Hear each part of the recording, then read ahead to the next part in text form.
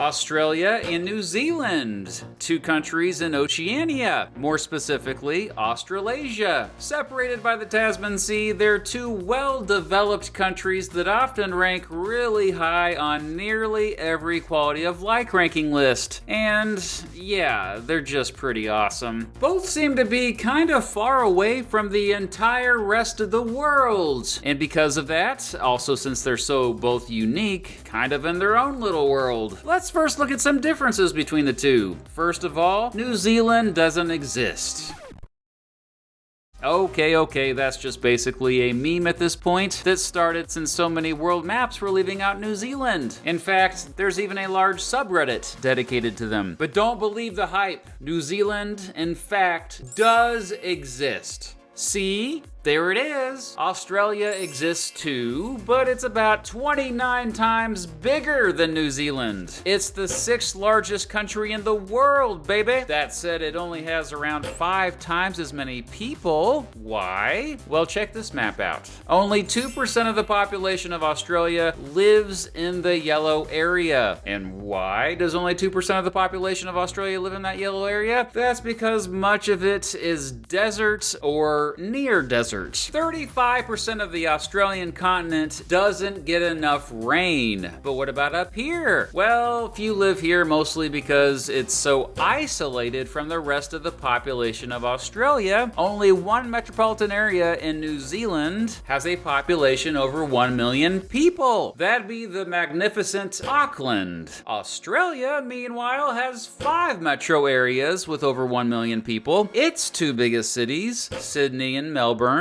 each have more people than the entire country of New Zealand. Being so much bigger, Australia has a wider range of different types of climates. New Zealand has mostly an oceanic climate, whereas Australia, yeah, just look at this map here. As I said earlier, much of it is desert or semi-arid. I should probably now bring up the sparsely populated area famously known as the Outback. While the Outback is typically only associated with the dry parts of Australia, it also includes the northern areas of the country that have a savanna climate. Basically, the huge area in Australia where humans don't dare live. It's a magical place. And believe it or not, Australia has a little bit of rainforest and parts of a monsoon climate up here, along the eastern coast, southeastern coast, and island state of Tasmania, where most of the population lives, by the way. Australia has a mostly oceanic and humid subtropical climate, but don't forget the lovely Mediterranean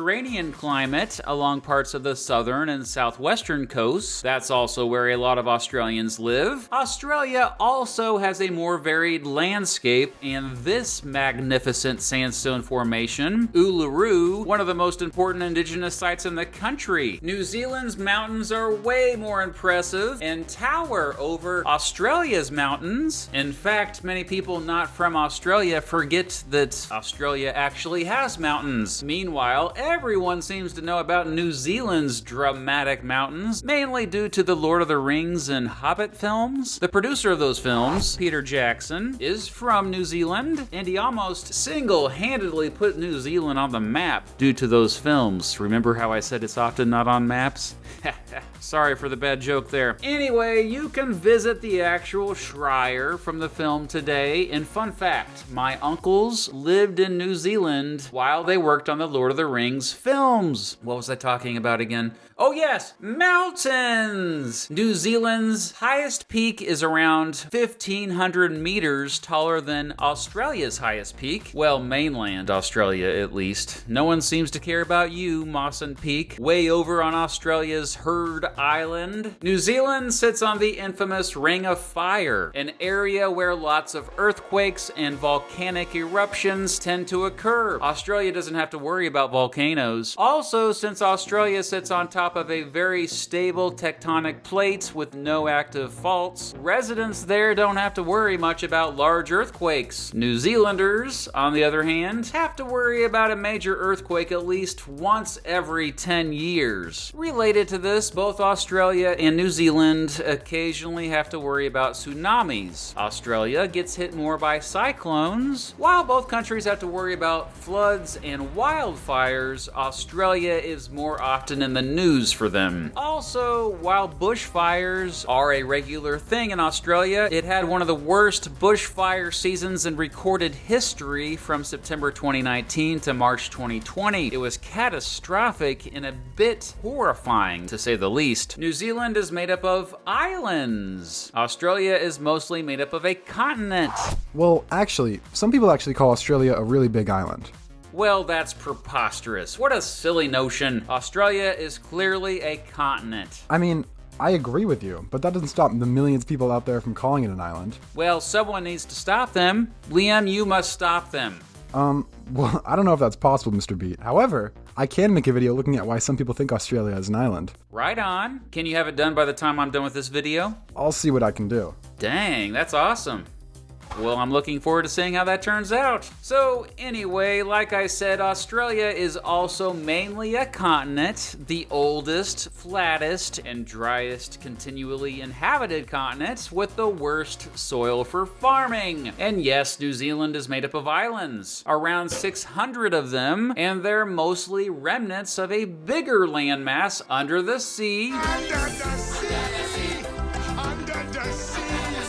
Called Zealandia. Of those 600, however, only 13 are inhabited by humans. Most of the population of New Zealand lives on the Big Two, the two larger main islands, the North Island, or Te Maui, and South Island, or Te Waipounamu. Oh yeah? Well, Australia actually has 8,222 islands, so it's so much more than just a measly continent. Many seem to forget that New Zealand is lower in latitude. I mean, higher in latitude. Gosh, that's confusing. It's higher in latitude than most of Australia. Further south, okay? Latitude-wise, Australia is more African than European, by the way. Australia borders the Indian Ocean. New Zealand borders the Pacific Ocean. East of New Zealand is just, wow. Quite a bit of ocean there. And quite a bit of ocean west of Australia, too. Australians are often called Aussies, and New Zealanders are often called Kiwis. That name comes from the kiwi, a flightless bird native to the country that's also a national symbol. Here is a kiwi holding a kiwi. New Zealand is growing at a faster rate. Maybe why is because the cost of living is lower in New Zealand. Not only that, but residents there generally pay lower taxes than residents in Australia. Australia has a higher GDP per capita. That said, wealth inequality is a bit worse there. Also, New Zealand spends a higher percentage of its total GDP on education. Major industries in Australia include mining, energy, manufacturing, and financial services. Major industries in New Zealand include agriculture, forestry, tourism, and food processing. New Zealand generally has faster internet speeds. While sheep outnumber humans in Australia 3-1, sheep outnumber humans in New Zealand 6-1. Residents of Australia are generally more religious. The biggest religion there is Christianity. Within that group, most are Protestant. Almost half of New Zealanders have no religion. There's no big highway that goes straight through Australia east to west. I mean, there's the Outback Highway, a series of roads and dirt tracks that link the east and west, but I ain't trusting that, dude. There is a north-south highway that links Adelaide and Darwin, though. Stewart Highway, aka the track. It's just a 31-hour drive. There's a weird tradition in New Zealand of going places without shoes, apparently. You know, I think they're onto something there. New Zealand legalized same-sex marriage more than 4 years before Australia. Australia has possibly the world's longest fence, meant to prevent the dingoes from killing sheep in the southeastern part of the country. In fact, it's even called the dingo fence. Due to its long geographic isolation, most of Australia's mammals, amphibians, and reptiles are uniquely native to it. Wow.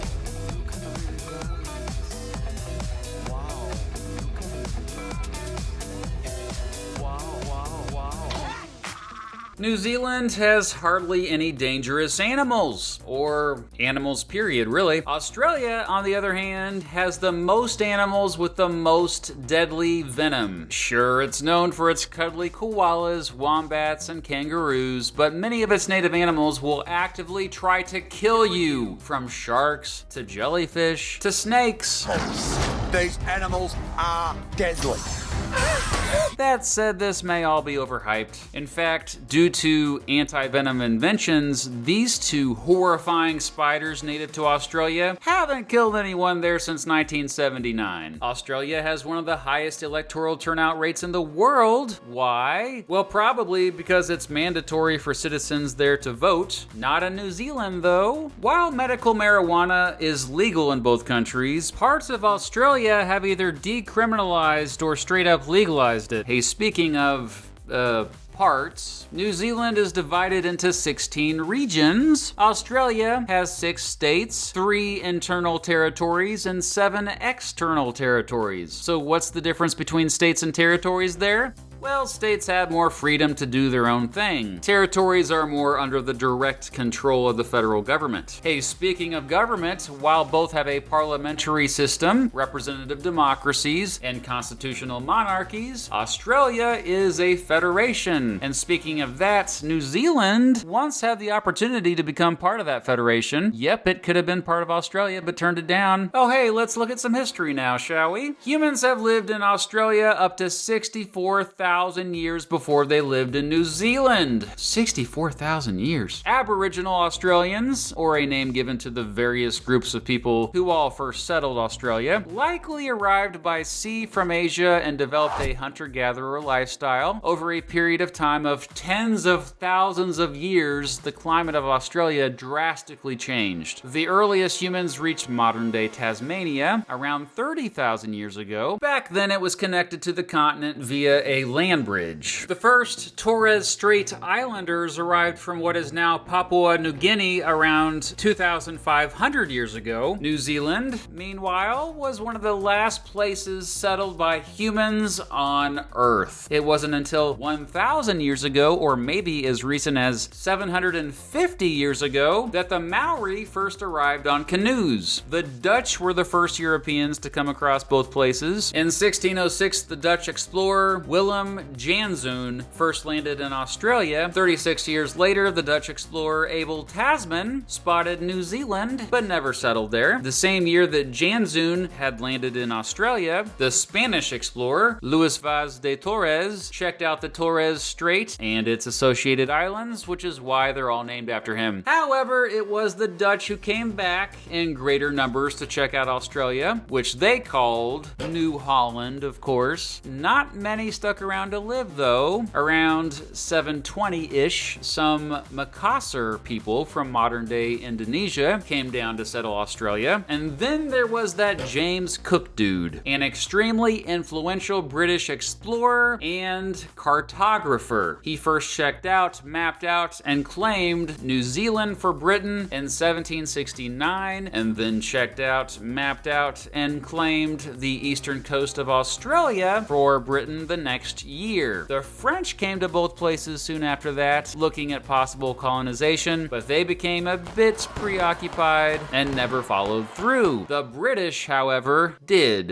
In 1788, they arrived to settle, establishing the colony of New South Wales, specifically at Sydney Cove on January 26th, which today is Australia's National Day, Australia Day. Many of the first settlers of Sydney were British convicts, criminals, mostly for petty crimes, but you know. Over the next 100 years, the British would establish several other colonies across the entire continent. Similar to when the British established colonies in North America, at first they tried to live somewhat harmoniously with the various indigenous people of Australia, who, you know, had already been there for tens of thousands of years. However, similar to North America, the indigenous population had little resistance to several several introduced diseases the British brought over. Smallpox, measles, influenza, typhoid, and tuberculosis possibly shrunk the Aboriginal population up to 70%. And then, of course, future British settlers weren't as kind to the natives, and they took land that many indigenous folks claimed was supposed to be communal. This led to much conflict, especially in the early 1800s. Meanwhile, things were a bit more chill in New Zealand. The first British settlers there were mostly Christian missionaries, and they lived at Rangiahua Bay beginning in 1815. More folks from Britain founded Kirikiri in 1822 and Bluff in 1823. The Maori and British mostly got along, at least until the New Zealand Wars broke out. What a surprise! Treaties had been broken and the Maori got upset. Even though the Maori were greatly outnumbered and had inferior weapon technology, they put up a good fight for decades, but ultimately lost most of their land and livelihood. Most of the new settlers in both places did the whole farming thing, but land in Australia wasn't as fertile as many were hoping it would be. However, mining also became a thing. Gold rushes caused the Australian population to more than double between 1851 and 1860. New Zealand also has some gold rushes in the 1860s. Meanwhile, Australia and New Zealand, being literally on the other side of the world from Britain, had been becoming more and more independent. The British Parliament did allow a form of self-government to the Australian colonies and the colony of New Zealand. By the 1880s, though, a huge nationalist movement had developed in Australia. Surprisingly, a huge feminist movement had developed in New Zealand also by that time. In 1893, New Zealand became the first country in the world to give women the right to vote. But hey, 9 years later, Australia became the second country in the world to finally let women vote. Oh, and that was the year after Australia became an independent country. Like I said earlier, Australia said New Zealand could join up, but New Zealand was like, nah man, we're cool. Australia was like, suit yourself, and carried on. Instead, New Zealand earned Dominion status in 1907, which was similar to Australia, so it has pretty much been an independent country ever since as well. Only in the 1900s did the population of both countries really start to grow, and grow they did, although both today are still sparsely populated. Alright then, for the rest of the video, let's look at the similarities between the two countries. Due to the aforementioned legacy of the British, the majority of residents of both countries speak English. Maori and New Zealand Sign Language are also official languages in New Zealand. Residents of both countries have different accents, although for outsiders that may be hard to pick up. One way to tell is how they say their vowels. Aussies tend to draw out vowels compared to Kiwis. According to the World Happiness Index, residents of both are generally among the happiest in the world. Probably related to this, both have very low poverty. Both have a higher percentage of residents born in another country. And if you are interested in moving to either, because you know you want to be happy too, know that both are two of the easiest countries to immigrate to in the world. Because of this high immigration, both are ethnically diverse. While the majority of residents trace their background to Europe, more than 16% of Australians and 12% of New Zealanders trace their ancestry to Asia. New Zealand also still has a large Maori population. Maori culture remains a big part of New Zealand culture today. Both have a similar median household income. The minimum age to drink alcohol in both is 18. Both have areas with weird time zones. Both have flags that are often confused since they're so similar, since they both feature the British Union Jack in the top left corner and stars. An easy way to know the difference is that New Zealand stars are red with anger from constantly getting mixed up with Australia's. The ozone layer is thinner above both countries compared to most of the rest of the world. As I said earlier, both are two of the most sparsely populated countries in the world. Australia in particular. Sure, it may account for just over 5% of the world's land area, but it has just 0.3% of the global population. A big reason why is urbanization. Hey, speaking of which, both are two of the most urbanized countries in the world. Odds are, if you live in either country, you live in a city. Both have versions of universal health care. Related to this, both have a really high life expectancy. The median age in both is about the same. Regarding violent crime, both are two of the safest countries in the world. Both have historically had to deal with lots of invasive species, or non-native types of organisms introduced to an area that become way overpopulated and hurt the local environment. As I said earlier, many people who live in both have recent ancestors from other parts of the world, and those ancestors brought lots of animals with them that had no natural predators. In other words, no one eats them. Because of this, in Australia, they've had to deal with an overpopulation of European rabbits, deer, cane toads, and honeybees, as well as wild herds of cats, goats, and horses. And believe it or not, Australia is the only country in the world with wild herds of camels. Oh, and there was that mice plague last year. Goodness gracious. New Zealand also has its fair share of invasive species, many of the same ones as Australia, but other standouts like rats, possums, and weasels, but it has been a bit more aggressive getting rid of them in recent years. Residents of both often call the undeveloped areas of their countries, quote, the bush. Rugby is ridiculously popular in both, and of course there's all the sports rivalries between the two, the biggest probably revolving around rugby and rugby league, of course, but also cricket and netball, all these weird sports down under. Oh, down under is what folks call these two countries, since they're, quote, down under most other countries, meaning they're pretty far south, man.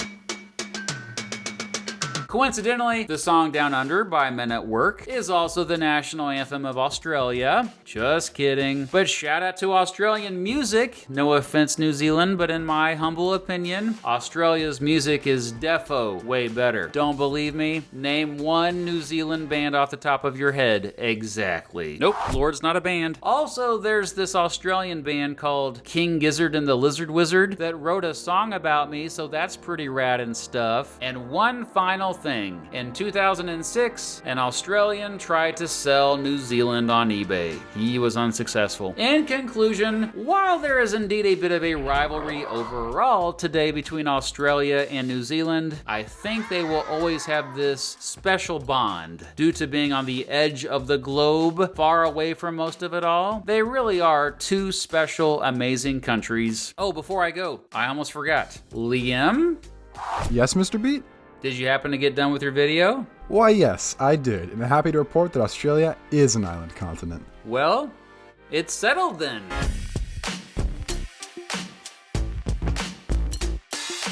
Hey, did you know that an estimated $1.7 trillion of wealth is held in art? And contemporary art prices outpaced the S&P 500 total return by 174% from 1995 to 2020. But why should billionaires be the only ones who invest in art? What about the rest of us? Enter Masterworks. Masterworks.io is the only serious platform taking those billionaire art collectors head on. Now we can invest in the same art they do. It takes just a few clicks. Now, my first question when I heard about it was, is it legit? And yes, it is. Masterworks is the first company to offer paintings filled with the Security and Exchange Commission as public offerings. You go to their site, create an account, browse their artwork, and boom, invest in some art. So my next question was, is anyone actually doing it? And yes, again, they are. Over 300,000 investors have already signed up. In fact, one of their latest offerings